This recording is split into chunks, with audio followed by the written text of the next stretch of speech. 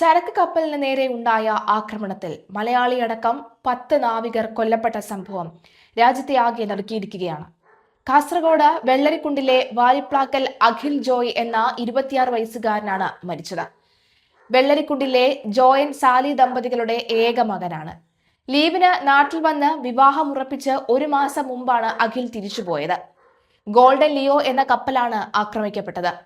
Odessa തീരത്താണ് ആക്രമണം ഉണ്ടായത്. ഇന്ത്യൻ സിറിയൻ നാവികരാണ് കപ്പലിൽ ഉണ്ടായിരുന്നത് എന്നും റിപ്പോർട്ടുകൾ പറയുന്നു. ഈ ഭക്ഷ്യധാന്യങ്ങൾ നിറച്ച കപ്പലാണ് ആക്രമിക്കപ്പെട്ടത്. 8 പേരെ രക്ഷപ്പെടുത്തിയതായി യുക്രൈൻ നാവികസേന അറിയിച്ചു. ആകെ 17 പേരാണ് കപ്പലിൽ ഉണ്ടായിരുന്നത്. ഇതിനു പുറമെ യുക്രൈൻ സ്വദേശിയായ പൈലറ്റും കൊല്ലപ്പെട്ടു. ജൂലൈ 20-ന് ശേഷം കരിങ്കടലിൽ 7 കപ്പലുകളാണ് ആക്രമിക്കപ്പെട്ടത്. സമീപ ദിവസങ്ങളിൽ റഷ്യൻ നഗരങ്ങളിൽ യുക്രൈൻ ശക്തമായ ആക്രമണം നടത്തിയിരുന്നു.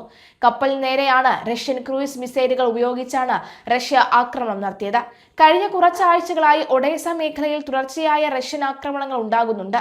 ജൂലൈയിൽ മാത്രം റഷ്യൻ ആക്രമണത്തിൽ 28 പേർ മരിച്ചതായി ഗവർണർ ഒലെ കിപ്പർ പറഞ്ഞു. കരിങ്കടലിൽ ചരക്കു കപ്പലുകൾക്ക് നേരെയുള്ള റഷ്യൻ ആക്രമണങ്ങളും വർദ്ധിച്ചിട്ടുണ്ട്.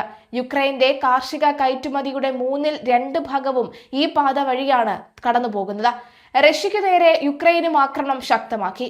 ജൂലൈ മാസത്തിൽ മാത്രം 183 റഷ്യൻ കപ്പലുകൾ ആക്രമിച്ചതായി യുക്രൈന്റെ ഡ്രോൺ സൈനിക കമാൻഡർ റോബർട്ട് ബ്രോവഡി പറഞ്ഞു. ഈ മോസ്കോ മേഖലയിലുള്ള കേന്ദ്രങ്ങൾക്ക് നേരെയും യുക്രൈൻ ആക്രമണം തുടരുകയാണ്. 400ഓളം ഡ്രോണുകൾ വെടിവെച്ചിട്ടതായി റഷ്യൻ അധികൃതർ പറഞ്ഞു. 10 പേർക്ക് പരിക്കേറ്റു. യുക്രൈനിലെ ഖർക്കീവിലും റഷ്യ നടത്തിയ മിസൈൽ ഡ്രോൺ ആക്രമണങ്ങളിൽ വ്യാപക നാശം ഉണ്ടായിട്ടുണ്ട്. കീവിൽ പാർപ്പിട സമുച്ചയങ്ങളുടെയും ഒട്ടേറെ കെട്ടിടങ്ങളും തകർന്നു വീണു. ഒരാൾ കൊല്ലപ്പെട്ടു എന്ന വാർത്തയും പുറത്തു വരുന്നുണ്ട്. റഷ്യൻ അതിർത്തിയോട് ചേർന്ന ഖർക്കീവിലും വ്യാപകമായി കെട്ടിടങ്ങൾ തകർന്നു. 4 പേർ കൊല്ലപ്പെട്ടു. വ്യോമ പ്രതിരോധത്തിനായുള്ള കൂടുതൽ പേട്രിയറ്റ് മിസൈലുകൾക്ക് കഴിഞ്ഞയാഴ്ച US-ഉം യുക്രൈനും ധാരണയായി.